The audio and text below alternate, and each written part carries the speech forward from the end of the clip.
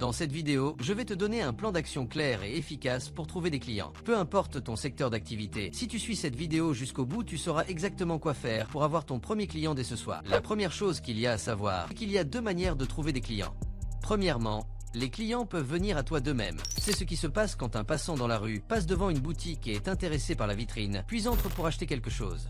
Ou sur internet, quand une personne tombe sur ton contenu via un réseau social quelconque et décide de s'abonner à ton compte, d'acheter un de tes produits. Avoir des clients qui viennent comme ça directement à toi, je pense que c'est le rêve de la plupart des personnes qui ont un business. Mais si tu ne respectes pas certaines étapes simples, il te sera impossible de trouver des clients de cette manière. La deuxième façon de trouver des clients, c'est d'aller les contacter par toi-même. Là aussi, il y a différentes façons de le faire et des étapes à respecter. Souvent, cette manière de trouver des clients est considérée comme plus compliquée que la précédente. Pourtant, elle peut être monstrueusement efficace et contrairement à la première méthode, elle te permet de trouver des clients ultra rapidement. En effet, si tu suis bien cette vidéo, tu verras que dès ce soir, tu peux obtenir ton premier client via cette méthode. Dans les deux cas, peu importe la méthode que tu veux utiliser pour trouver des clients, la toute première étape est la même. Ça va être de créer un avatar de ton client cible. Un client cible est un client typique qui pourrait être intéressé par ton produit. C'est un petit peu le modèle parfait de ton client. Prends une feuille, ouvre un document vierge sur ton ordinateur, écris les caractéristiques principales de ton client cible. Ces caractéristiques dépendent du produit que tu vas vendre. Et si tu vends des formations sur la séduction, le genre de ton client cible, homme ou femme, est très important. Par contre, si tu vends des services de design de logos, le genre de ton client importe peu et il faut plutôt te concentrer sur d'autres critères. Si tu crées des logos pour les équipes e-sport ou pour les restaurants, tes clients cibles ne seront pas les mêmes par exemple. Bref, les caractéristiques de tes clients cibles dépendent vraiment de ton secteur d'activité et de ce que tu vends. Mais ce que tu dois absolument faire, c'est ne pas te concentrer sur les détails. Écris seulement les caractéristiques principales qui décrivent le mieux ton client cible. Pas besoin d'être trop précis. Une fois que c'est fait, tu as maintenant une idée plus précise du type de personne qui pourrait être intéressée par ce que tu vends. Il faut alors te poser la question suivante. Où se trouve ce type de personne? Et comment puis-je entrer en contact avec elle pour qu'elle découvre mon produit? Par exemple, si tu vends des fiches de révision pour les étudiants, tu sais que ton client cible utilise énormément les réseaux sociaux et c'est donc sûrement là que tu dois le trouver. Maintenant, quels réseaux sociaux un étudiant utilise le plus? Ça ne sera sûrement pas Facebook ni LinkedIn. Par contre, Instagram, TikTok et pourquoi pas YouTube peuvent être des réseaux sociaux que ton client fréquente. Tu sais alors que c'est sur ces réseaux sociaux là que tu dois te concentrer. Si au contraire ton client cible est un professionnel, alors la LinkedIn va être le réseau social sur lequel tu vas avoir le plus de chances de le trouver. Une fois que tu as une idée des intérêts de ton client cible et de où tu peux le trouver, tu peux alors choisir comment tu souhaites entrer en contact avec lui. Via la méthode numéro 1, où c'est lui qui te découvre tout seul, ou via la méthode numéro 2, où c'est toi qui le contactes. Si tu débutes et que tu veux rapidement avoir des clients, alors la méthode 2 est sûrement plus adaptée, mais ne t'en fais pas. Je te montrerai les deux façons de faire dans cette vidéo. Pour contacter ton client via internet, il existe plusieurs outils automatiques te permettant de trouver l'adresse mail de tes futurs clients en quelques clics. Je te mettrai en description le lien d'une extension qui te permet de faire cela. Tu auras juste à sélectionner le réseau social que tu cibles et le type de personne qui t'intéresse. L'extension se chargera de te sortir une liste d'adresses email qui correspondent à tes critères. Bien évidemment, tu peux aussi faire ça à la main. Rends-toi là où ton client cible est le plus susceptible de se trouver et trouve son contact. Si tu ne sais pas par où commencer, il peut être intéressant d'aller voir dans les abonnés de tes concurrents directs ou dans les likes de leurs posts les plus récents. Ce que tu peux aussi faire, c'est directement contacter des connaissances à toi. Va dans tes abonnés Instagram, dans tes contacts mail et tes contacts téléphoniques et fais une liste des personnes potentiellement intéressées par ce que tu proposes et ne t'en fais pas. Tu n'auras pas à vendre directement ton produit à tes proches. Je vais te montrer comment on va faire juste après. Contacter un potentiel client que tu ne connais pas et qui ne te connaît pas non plus est probablement l'un des exercices les plus difficiles à faire dans le business. C'est pourquoi tu dois contacter le plus de personnes possible et tester des approches différentes. C'est là que l'extension que je te partage dans la description peut être utile car elle te permet de récolter des dizaines et des dizaines d'adresses mail en un clic, ce qui te prendrait des heures à la main. La clé avec cette méthode, c'est vraiment de contacter un maximum de personnes. Envoie des messages différents à chaque fois pour repérer ceux qui fonctionnent le mieux. Généralement, plus un message est personnalisé, plus la personne qui le reçoit est susceptible de répondre.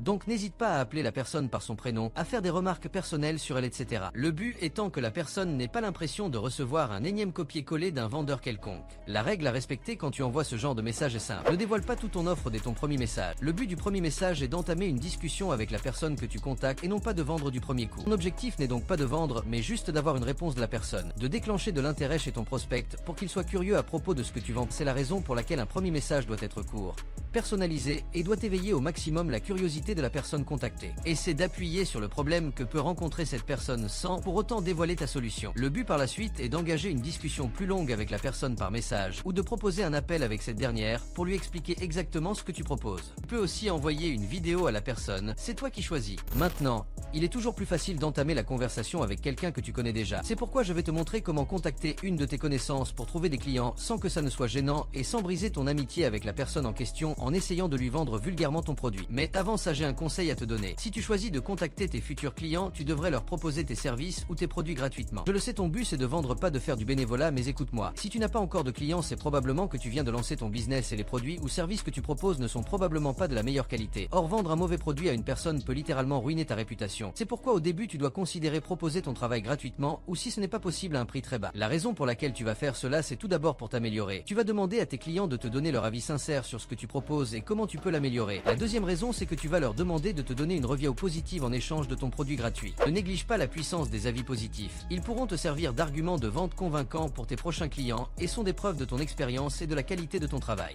Enfin, si le client aime ce qu'il a reçu, tu peux lui demander des contacts de personnes qui seraient elles aussi intéressées par tes services et ainsi multiplier ton nombre de clients potentiels. Rappelle-toi, proposer tes produits gratuitement n'est qu'une étape temporaire qui peut te permettre de perfectionner ton produit et de vendre beaucoup plus efficacement tes produits quand tu augmenteras tes prix, grâce aux reviews positives et à l'expérience emmagasinée. Maintenant, si tu décides de contacter des proches à toi pour tenter de vendre, voici ce que tu dois faire. Engage la conversation et ne parle pas directement de ton produit. Essaie de l'amener subtilement dans la conversation et si l'occasion ne se présente pas, alors sois sincère. Dis à ton ami que tu proposes tel type de produit et ne lui demande surtout pas si lui-même serait intéressé par ce que tu proposes. Demande-lui plutôt s'il ne connaîtrait pas des gens potentiellement intéressés. De cette façon, tu ne lui demandes pas d'acheter ton produit, mais tu lui demandes une faveur. Tu peux bien sûr combiner cela avec ce que je t'ai dit juste avant en disant que pour le moment tu effectues ce service ou tu vends ce produit gratuitement afin de t'améliorer et de récolter des avis positifs. Si ton ami te dit alors que lui-même serait potentiellement intéressé, alors bingo, c'est lui-même qui se propose d'être ton client et tu n'auras pas cette image de forceur auprès de lui. Et dans le second cas, il va te rapporter des clients en t'envoyant des contacts de personnes potentiellement intéressées avec qui tu peux engager la conversation hyper facilement en disant « Salut, je suis un ami de X et il m'a dit que tu serais intéressé par mon produit ». Dans les deux cas, tu ressors gagnant de cette situation. Passons maintenant à la deuxième méthode pour trouver des clients. Laissez les clients venir à toi. J'ai comparé tout à l'heure cette méthode à un magasin dans la rue car la métaphore entre les deux est très parlante. Si ton magasin est situé en centre-ville, que la façade est belle et la vitrine attractive, alors énormément de clients seront intéressés par ton magasin et ils rentreront dedans afin d'acheter quelque chose. Si au contraire ton magasin est situé dans un secteur où il n'y a aucun passant, que la façade est délabrée et que la vitrine ne donne pas envie, tu es quasiment sûr de n'avoir aucun client.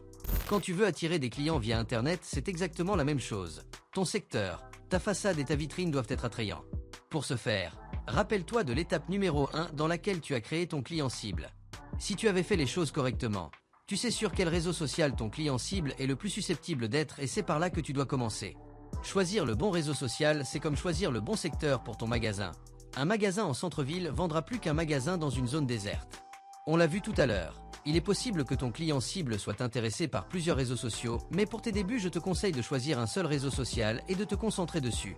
Une fois que tu auras acquis assez de popularité sur ce réseau, tu pourras alors créer d'autres comptes sur d'autres réseaux pour développer ton entreprise. Mais au début, il ne faut surtout pas s'éparpiller.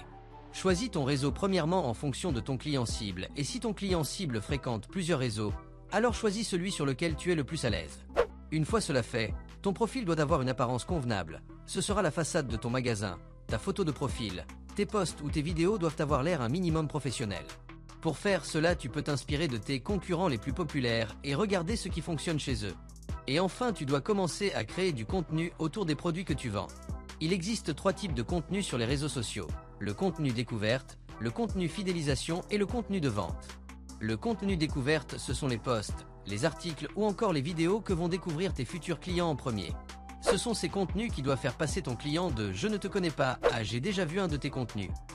Un bon contenu découverte doit être assez populaire pour toucher un grand nombre de spectateurs et n'est généralement pas très précis comparé à tes autres contenus.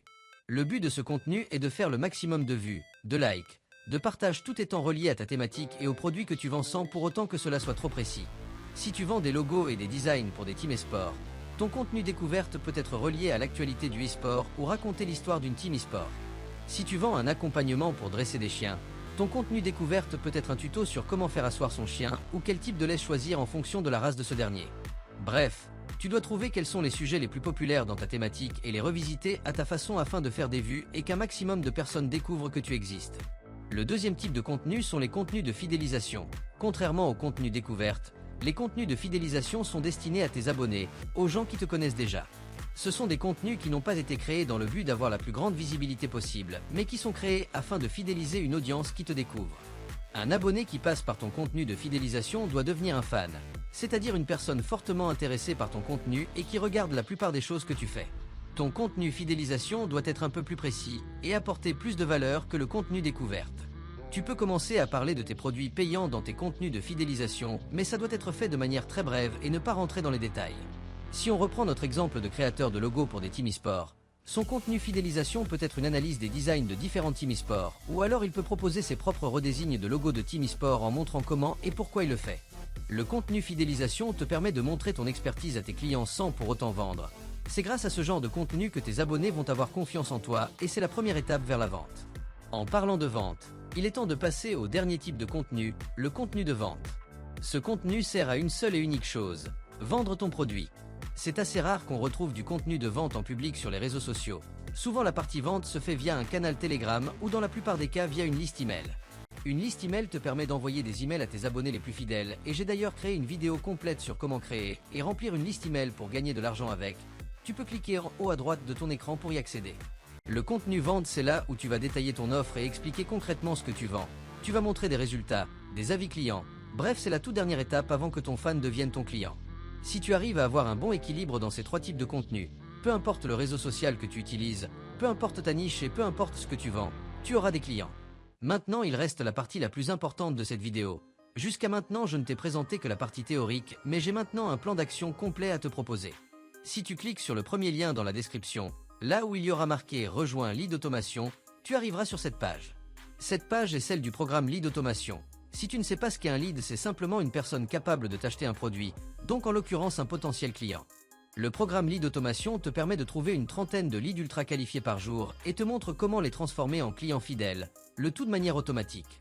Contrairement à moi dans cette vidéo, si tu rejoins le programme Lead Automation, tu auras accès à un plan d'action complet pour trouver des clients en automatique. On te montre exactement quoi faire sur ton écran. Les personnes qui sont à l'origine de ce programme ont déjà généré des millions d'euros via leurs différents business et sont parmi les plus grands experts francophones dans le domaine. La seule chose que je te demande, c'est de cliquer sur le premier lien dans la description et d'aller regarder la petite vidéo explicative sur la page du programme. Elle dure moins de 2 minutes et après ça tu sauras si oui ou non ce programme est fait pour toi. Le programme est disponible pour une durée limitée via le lien en description.